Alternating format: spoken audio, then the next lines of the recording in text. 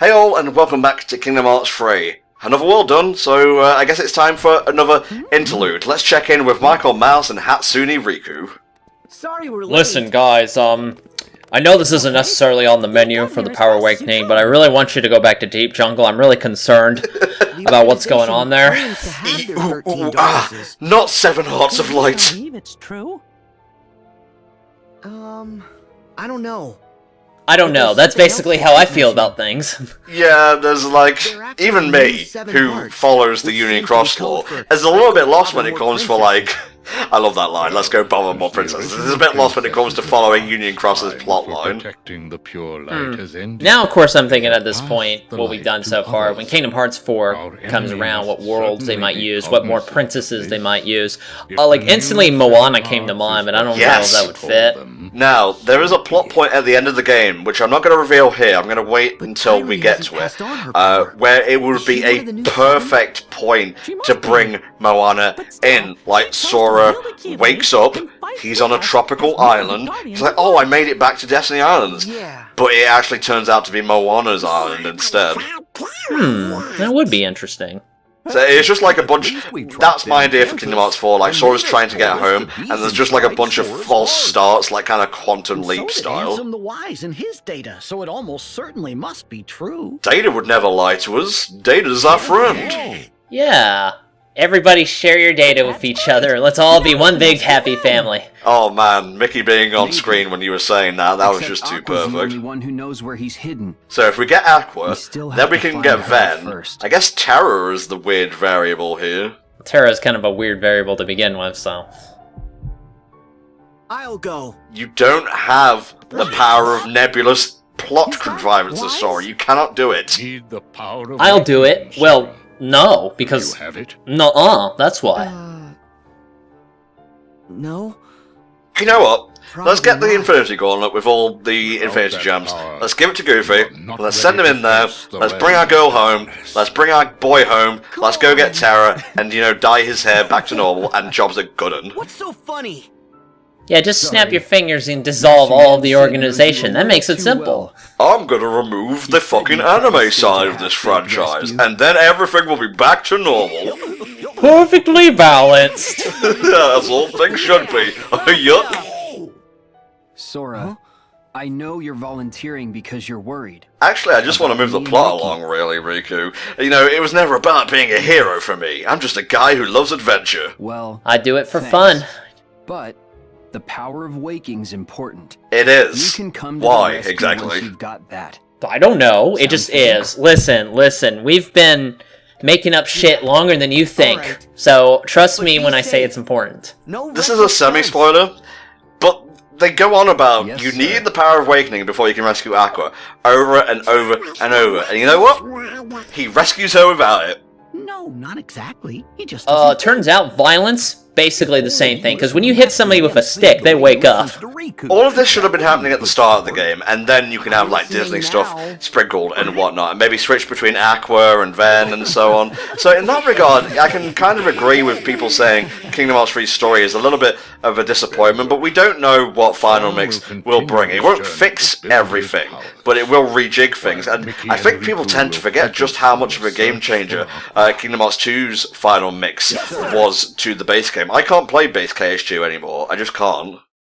Yeah, well, at the same token, you can't necessarily... I mean, that's kind of a shitty philosophy. Let's put out a game, and it doesn't have to be good. Fuck it. We're just going to put out a better version later on, so people will buy that too. I mean, it's easy to see why, me being I am, I'm kind of suspicious about that. Because why even bother make something good the first time when you can just fix it later and sell it to me? That's stupid. I don't like that. Nice way to greet your old There's a thing in game development where a lot of times, and this could go for any sort of media, really, that involves creators, a lot of stuff is compromise. It doesn't necessarily mean they're trying to nickel and dime you. A lot of stuff just fell by the wayside as budgets inflated and whatnot, especially nowadays with like HD development and whatnot.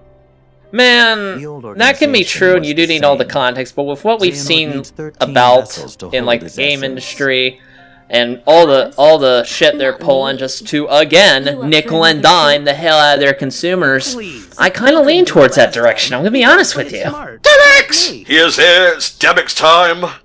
We don't have to fight him, do we? No, we don't. He has no boss fight in the game. He has no fight in this game, period. He's kind of been benched at this point. Yeah, I mean, like, he like sucks so much that they just throw him on the bench, and then that kind of influences what he does this later on. So, I'll give him some props. I mean, let's be honest, the motherfucker was just here for a paycheck. He never really seemed on board with anything anyway. Which might lend some credence to him possibly being the Master of Masters in a new form? I hope not. Please don't do that. They'll probably do that and make sure I hate everything. Why? You haven't watched back cover. Why do you care? You're right, I don't. Let's go forward with that plan. This scene is great, by the way. I love the way all the organization members play off each other. One nitpick. Why isn't that sitar making noise when he's plucking the strings? He's silently playing it. I don't know how to play guitar. I assume there's a technique for that. He's tuning the fucker. It should be at least making plunkety plonkety plonks. Well, that's true. No mere puppets. So yeah, replicas. Keep this in mind, because that's what they're going to use to flesh out the ranks and whatnot. You bring a heart from the past, you put it in a replica. It's basically a human. It's indistinguishable from the genuine article. Why didn't Demix have a move when we fought him where he just bashed you in the fucking skull with his guitar like a rock star? He can, I think. There is a move, I forget what exactly it is called, where you can like get close to him and like, I think steal the sitar and whack him with it, and he will whack you with it if you fell it. Yeah, you do like a little bit of a jam session. Ugh, Zemnis. I like how they don't even care anymore. They're just like, oh, I guess we're here. Well, I mean, like, Master Xehanort's in charge now. You don't need to, like, pay respect to his facsimiles and whatnot. And Loxine and Marluxia, there's a train of thought that said Relena and Laurium only went into the organization to try and find stray Lexia. So there's a lot of poetry going on here, a lot of subplots and such. So I don't blame you if you get lost. You don't have to follow everything to understand Kingdom Hearts 3. But I would say from here on, they start to throw in bits and pieces, some crumbs, as it will, that will definitely not, but almost certainly yes, lead to Kingdom Hearts 4. Numbers 9 through 12. Trust me, there's a reason I gave you the numbers and I totally didn't make it up. Wait a minute, there's another person missing from this scene, and let's wait for it. He's coming. What? So that we can rot away on the bottom rung. Oh, I've missed you, Luke Sword. I haven't. I mean, he's still kind of bland in this game, like he is in all the other games. No, he is great in Kingdom Hearts 3. Everyone has so much more personality now. No one. Well, okay, you're not wrong. Like, I'm still not a huge fan of Luxord, but he does more in this game than he did in the past games, so I will give you some credit there. Because, you know, he's in the Pirates world, he builds on what he had going in the first one. His interactions with Jack, Sora, Don, and Goofy are great. And, yeah, keep an eye on Zigbar as well. Who knows what that one is thinking. And, What is this? yeah, I hope you've been following Union Cross, otherwise this might come out of left field and not really make much sense in the grand scheme of Kingdom Hearts 3, because it sure as shit isn't followed up again in the course of the game's story. Yeah, it does kind of come out of left field. I immediately chalked it up to something else I didn't read, so... Now, I can write off, you know, Marluxia and Loxine because we know about them. They've shown up in, you know, Union Cross. They're somebodies, anyway. I would assume Luke's or somebody will appear soon. So that means those three somehow travelled from the past to the present without aging. Where does that leave Demix? Again, what happened to the Master of Masters? He just fucking vanished and left Lushu to do all the busy work and whatnot. I really don't want him to be reincarnation. I just legit want Demix to just be some asshole who got caught up in this. He's like, I don't want to fucking bother. And he just gets caught up in this shit over and over. I think that'd be way more entertaining than making him the reincarnation of some other motherfucker in some other part of the series. Well, you know what?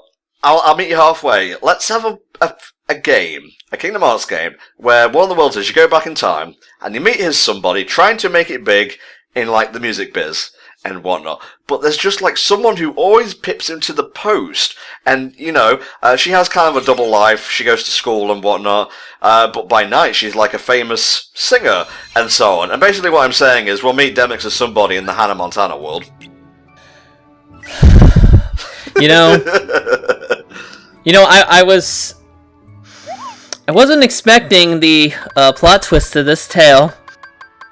And I really wish you didn't do it, but at the same time, I have to give you a little bit of a props for throwing me completely off. Well, I very nearly said Lizzie McGuire world, because she, in the Lizzie McGuire movie, she has, like, a fucking clone who's not her, but it looks exactly the same, who is a pop star. So I was like, is that no, it's Hannah Montana. Okay.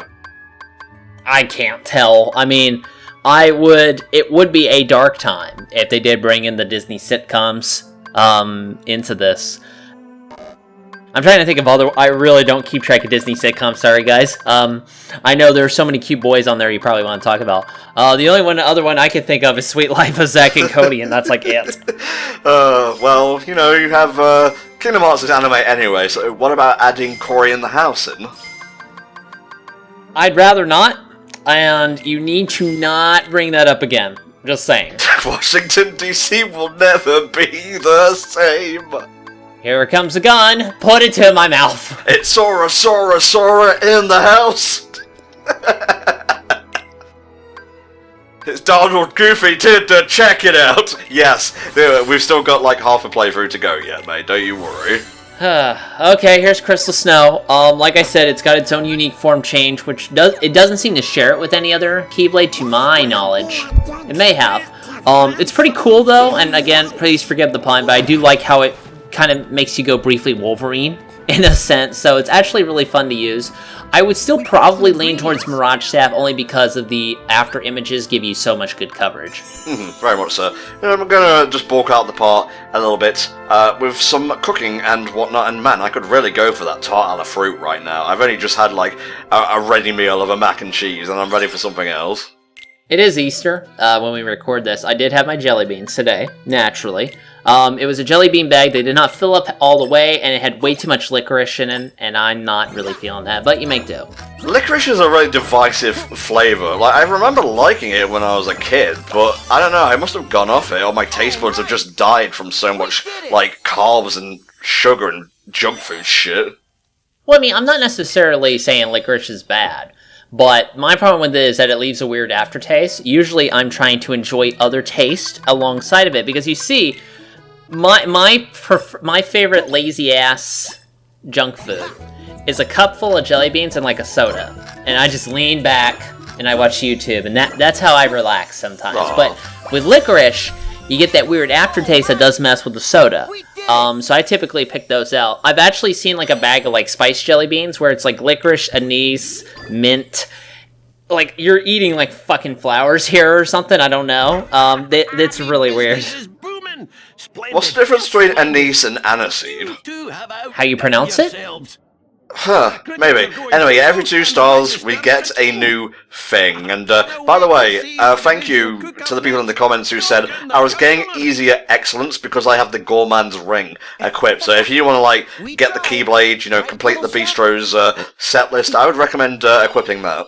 Yeah, no, that's actually a good tip, because I don't even think I got that, because again, I didn't bother really with any cooking. I'm gonna try and get the Keyblades from both this and the Classic Kingdom, because they're really good, honestly. And I also want to thank you guys for leaving that tip about, depending on the type of Classic Kingdom game, you either lose all your lives and you get the high score and that counts towards it, or you just, you know, kind of complete a level or two, or you can like go in and then leave, and then boom, you're good to go. So I do appreciate that. Yeah, the fly swatter one, which was kind of like Stanley the Bugman or whatever. That's where you have to, I believe you have to like hit a high score and then lose all your lives. You can't just back out. Richie is doing a rather fabulous Kingdom Hearts 3 playthrough right now, and he's actually the one who gave me that tip. So why don't you head on over to XGamer Richie and check him out. I believe it's his last year doing solo stuff on YouTube, because he kind of wants to move on from it. But don't worry, I have him shackled in the HFC basement via his spirit, so he won't be going anywhere anytime soon. Well, just do what I did, kind of put in your tenure, and then flee, screaming for terror. You will never escape, my dear. Ever, ever. Well, we'll see at the end of this playthrough.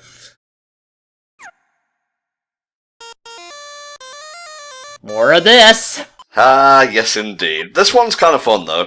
Just a basic rebound the ball minigame. You gotta fire it towards the seal and just, like, keep him off the floor, essentially.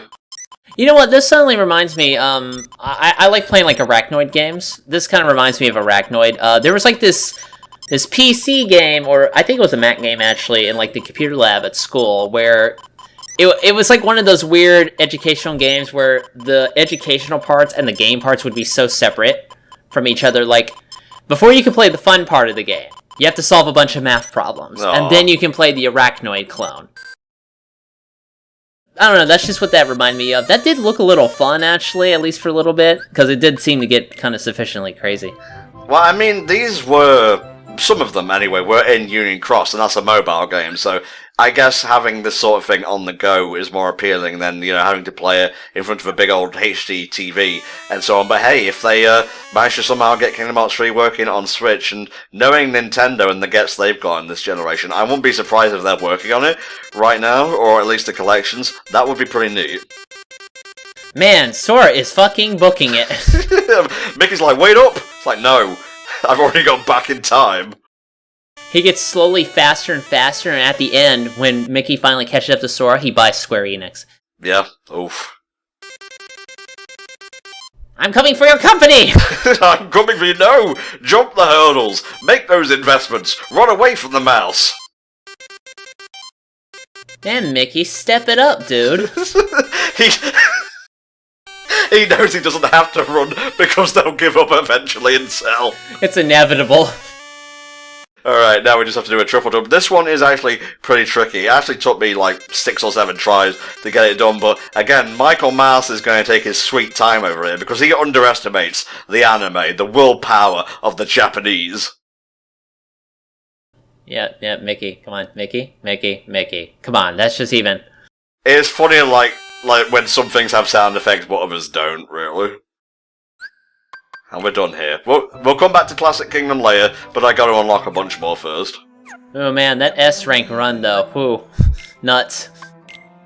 Right, now we have a pretty lengthy gummy ship ride, mostly because I actually wanted to explore a little bit, you know, get some ingredients and whatnot to power up the Keyblades, just investigate stuff. So, what we are going to do, and I was thinking about this ahead of time just so we don't have to fly off the topics to discuss. I'd like to discuss, at this point in the game, with 2 main worlds left, what your opinion on Kingdom Hearts 3 as a whole is at this point. And if you want to make it easier, you can go world by world. So if you'd like to start with Olympus first, per se, you can go for that.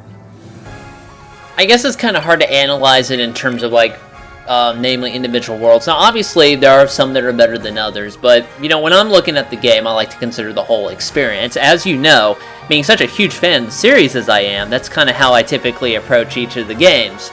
Just kind of taking things as a whole. I'll kind of repeat sort of what I said earlier in that a lot of the worlds so far, like I said, have been just kind of filler.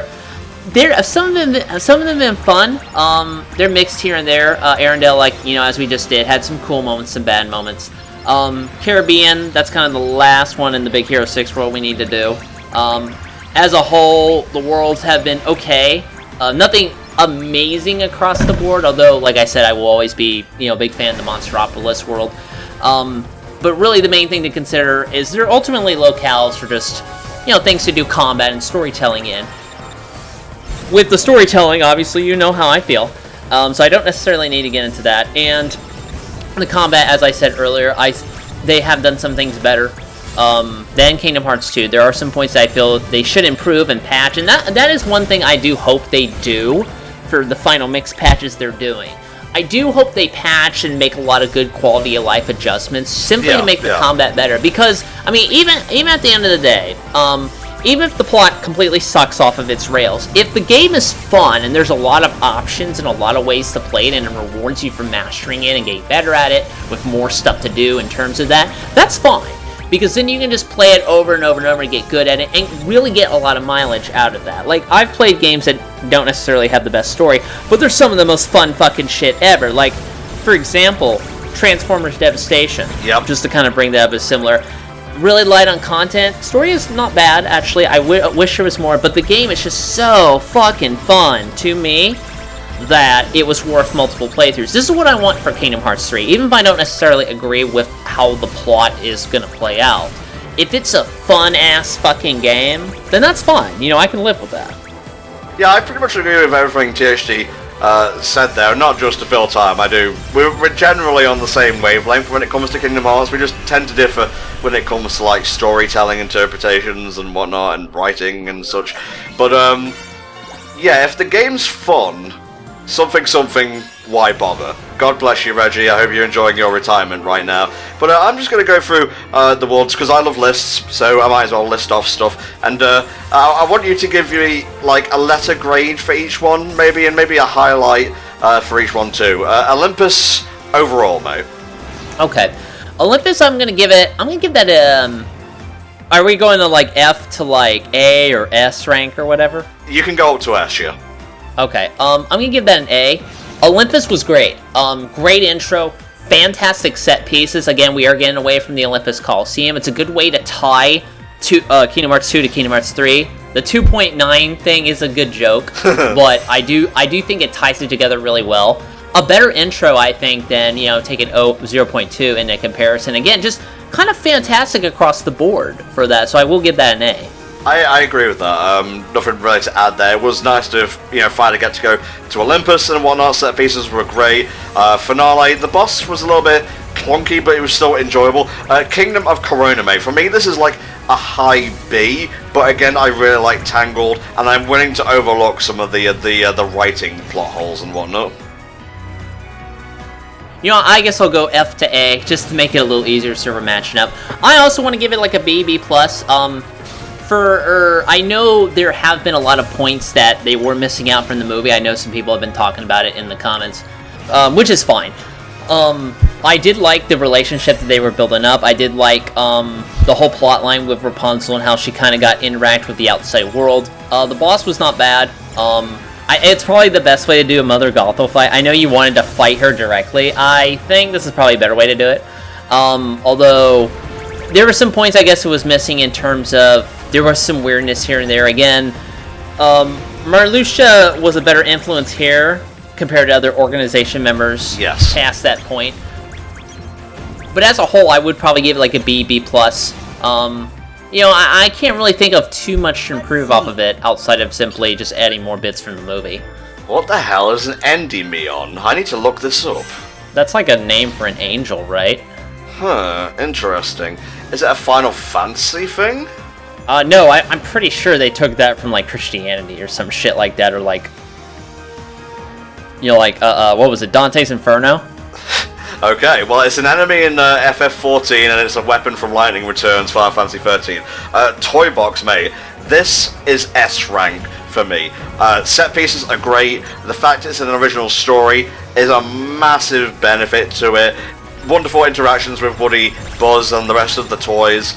Like, so much so that even young Xehanort sticking his, teenage snot in doesn't really bother me that much. Excellent cutscenes towards the end. The only, I would say, is a negative, I guess, is the boss of the place is a little bit, run of the mill. But even then, it's still a fun boss fight. Endymion, by the way, was a handsome shepherd in Greek mythology. That's who that is. Okay. I will give it an A. I think young Xehanort is legit the worst thing about that world, simply because he doesn't fit and he sucks. But the rest of it is pretty fucking spot on, I think. It turned into a surprisingly great world with great interactions and a good kind of angle to take with the Toy Story characters, making it work as best as they could. The boss, again, the moments with like Woody and them are fantastic. The boss, once you kind of get used to it, is a really kind of cool boss. For like a bunch of, it's very imaginative. That's sums up Toy Story. It's an imaginative kind of boss, and there was very little they did wrong with it. Outside of again young Xehanort, I thought the FPS sequence was a little stupid. But other than that, no, great stuff. Let's see. I think we're on to the next set of worlds now. So Monstropolis, mate. Monstropolis, again, I will agree that it does have its problems. A lot of you guys were, as I was doing the commentary, I'm like, oh no, they're correct here. It is kind of a lot of the same area. They could have used more set pieces, but again, for me, and of course, it is repetitive with the whole trying to find Boo's door thing. I just love the interactions between everybody and the fact that Randall comes back and is the main villain of the world. Vanitas is barely in it. They dunk on him in such a satisfying way. You have no idea how good that felt. Good old Yeetus Vanitas. I would get it as a whole, probably a B+. Me, personally, I love it, but I have to consider everything into account here. That's very reasonable of you, mate. I'm going to give it an A-. Simple, level design, massively propped up by character interactions, set pieces, music, story beats, and whatnot. Repetitive though they may be, the only real negative for me is the boss. He's too tanky and it's a little bit annoying for me. And now we come to Arendelle, mate. Okay, Arendelle again has a lot of problems. It does have some good factors, like I mentioned. Again, with the boss being surprisingly hype, and I'm like, you look at it the right way, that shit goes full Devil May Cry as sure as Wrath. Like, the marshmallow fight was pretty good, the ice dungeon castle was pretty good as well. Again, huge problems for the fact that the mountain kind of gets samey after a while. They fall off of it and land in snow a fucking ton. Yeah. They barely interact with the other characters when it comes to, like, important scenes. Larxene is useless there and has these weird abilities that come out of nowhere for some reason. And again, the skull fight, while cool, comes the fuck out of nowhere. Hans doesn't even talk, which is really weird. I am going to have to give it... It's not the worst world I've ever seen in Kingdom Hearts. No. I'm not sure which one that would be. I'm going to give it a C. I'm not a huge fan of it. I actually like the Caribbean world less, but that's for personal opinion. Oh. And I'm not really going to say that in terms of, like, how it's designed. Design is better than Arendelle, but personally I just don't like it. But as a whole, I'm going to give Arendelle a C. Interesting. I'm going to give it a C+. I would say the weakest part of it is definitely the lead up to Elsa's castle, even though I do like the Labyrinth of Ice. That's the Big Hero 6 world, by the way. While I was exploring around here, I was trying to find the wrecked pirate ship from, Kingdom Hearts 2. I will find it, don't you worry. I'm like fucking General Zod in that regard. But as for Arendelle itself, visually stunning. It has some fun set pieces. It has some unfun set pieces, like when you're Crash Bandicoot style sliding down the mountain and whatnot, you're being chased. Some good boss fights, but it's just overall too repetitive, and Sora and co. have little to no bearing on the actual plot, which is kind of unforgivable when the rest of the world's in the game. If they're not doing something, original or sequel-esque, they're at least trying to push the interactions between Sora and, the Disney characters. So, yeah, so far it's the weakest world in the game for me. Probably, I would say that the formula's success in Kingdom Hearts 3 is when they have the ability to kind of tell the story they want to tell for that world, and it not necessarily be a direct adaptation. Because as we saw with Arendelle, that weakened it significantly, and that's why, even with the flaws it has, Monsteropolis comes out on top, in my opinion. For sure, mate, for sure. Oh, well, that killed a bunch of time, and we got some new treasure here. This is basically how you can find Damascus and fluorite and whatnot by going through these asteroid fields and shooting and the like. I don't know all the secrets of the gummy world, but I will plumb their depths eventually. I'm thinking of spending some time here in between parts. I just want to make sure you're not going to do 30 minutes of let's dig through this. And find treasures here. Like I said, I didn't dig into this that much. There is some good stuff in the background there. Like, I'm looking at this tornado thing here. I'm like, oh, that's actually pretty neat. That's not just for aesthetics. As long as you have a ship that's fast enough, you can enter it. I have no idea what's in there because my ship currently is not fast enough.